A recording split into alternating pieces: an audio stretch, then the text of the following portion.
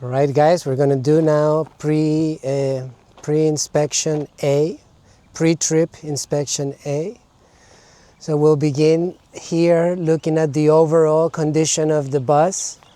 So you stand in the front of the bus, you say the overall condition of the bus is good, is in good condition. The vehicle or the bus is not leaning to the left or to the right, which could indicate a problem with the suspension or a tire defect. So the overall condition is good.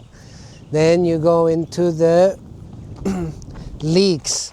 So you want to look under the bus, make sure there's no leaks or there's no puddles. Any puddles could indicate a leak, oil leak, fuel leak, or coolant or any kind of fluid.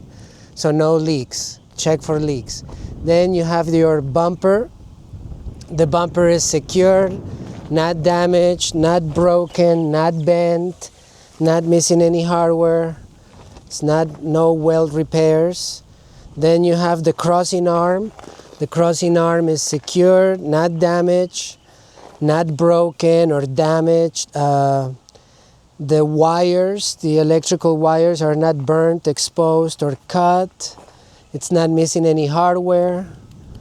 And now we have the windshield. So the windshield is clean, is secure, not damaged, is not broken or cracked. And then the windshield wiper arms, they're secure, not damaged, not broken. Everything is in proper working order. Then you have all your lights. So you have your clearance lights, side marker lights, the student lights, which is the amber lights and the red crossing lights, the ID lights, the light that lights that school bus sign, then headlights, your left turn signal, right turn signal, and four-way flashers. All of those lights are secure, not damaged. They're in proper working order. They're not missing any hardware and no lenses are missing.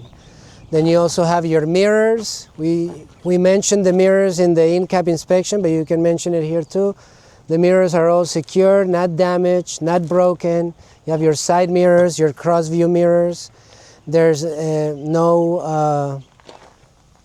mirrors are not missing and they're not broken or cracked and no hardware is missing. Okay, so that's it on the kind of outside in the front of the bus. Now we're gonna pop the hood. So you come over here, pop one side, pop the other, then you lift it from right here. You want to be careful, you don't want to slam it down, you kind of want to hold it. It's not heavy, nice and smooth, boom. You want to start on the driver's side. So on the driver's side, you have your power steering reservoir. The power steering reservoir is secure, not damaged. It's not leaking any fluid, and it's filled to the proper level, above low, below full. Then you have your power steering hoses. The power steering hoses are secure, not damaged. They're not cut, ripped, or teared. They're not leaking any fluid. And the fittings are secure. The fittings are secure. Then you have your steering shaft. The steering shaft is secure to the steering box, the steering gear box. So it's secure, not damaged, it's not broken or bent or cracked. It's in proper working order. Then you have your steering gear box is secure, not damaged, not broken. It's not leaking any fluid. And coming down here to the pitman arm and the drag link is secured, not damaged, not broken or bent. Okay. Then from there you have you want to check the oil. So to check the oil, you can explain to the examiner to check the oil that you take the dipstick out, you clean it, then you put it back in, Then you take it out, and the oil should be at the proper level, which is above low and below full. There should not be any metal discoloration or any metal fragments or discoloration, right? So when you check the oil and the transmission fluid, no metal fragments and no discolorations. So that's your engine. That's how you check the engine. You also want to check the transmission fluid. So the dipstick is right there. To check for the transmission fluid, you want to do it while the engine has been running. But you take it out and you do the same thing. You take it out, clean it, put it back in, measure it, and right, you clean it, you put it back in, and then you pull it out, and it should read about the proper level, above low, below full. No metal fragments and no discoloration. Okay, so engine oil and transmission fluid. Now we go into the frame. So the frame is secured, not damaged, not broken or bent, and there's no illegal or there's no weld repairs on that frame. Then you have your spring leaf mounts.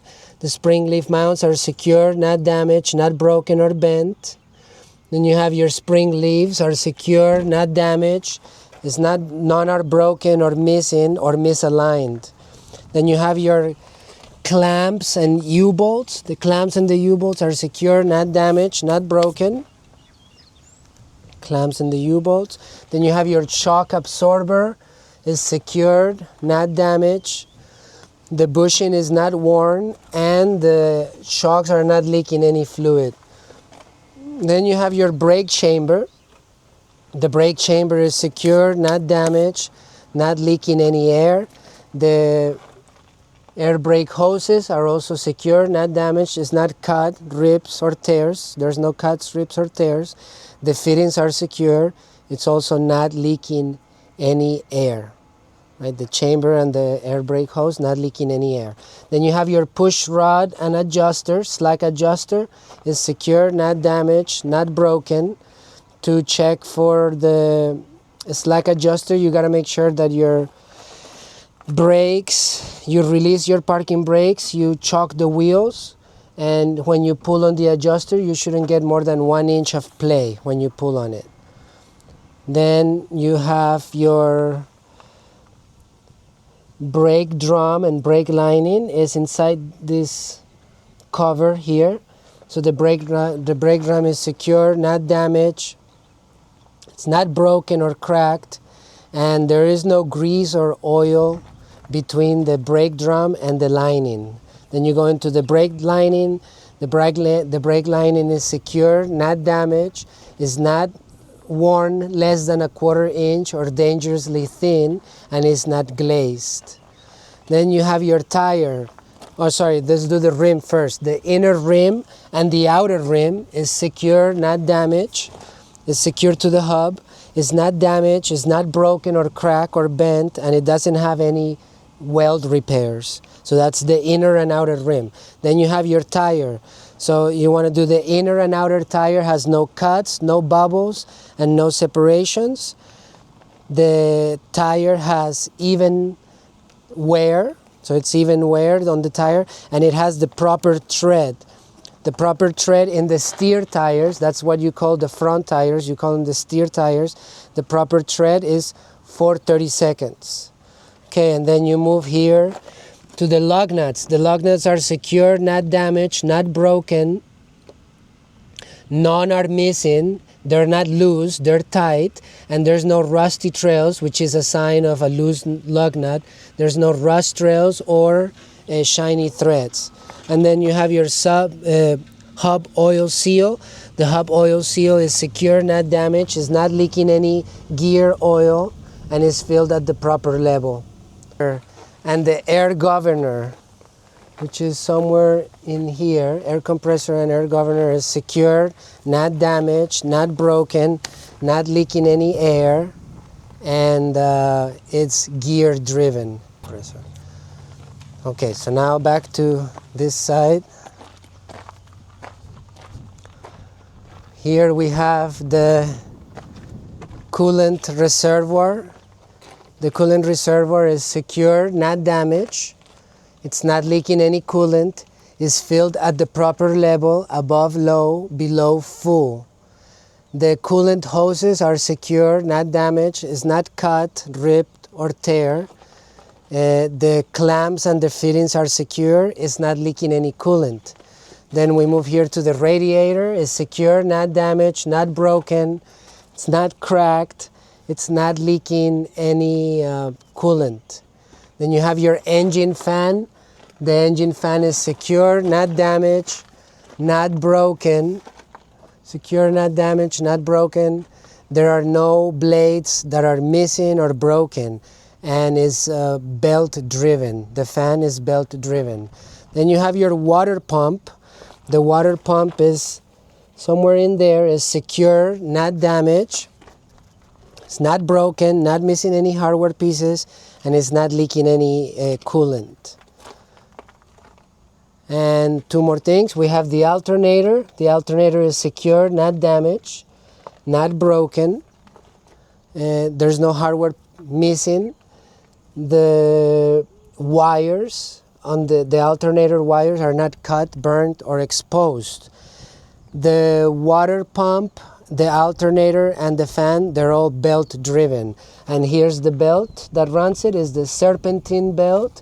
Is secure, not damaged, it's not broken, it's not cut, ripped, or teared. The tension is good, no more than 1/2 inch and 3/4 inch.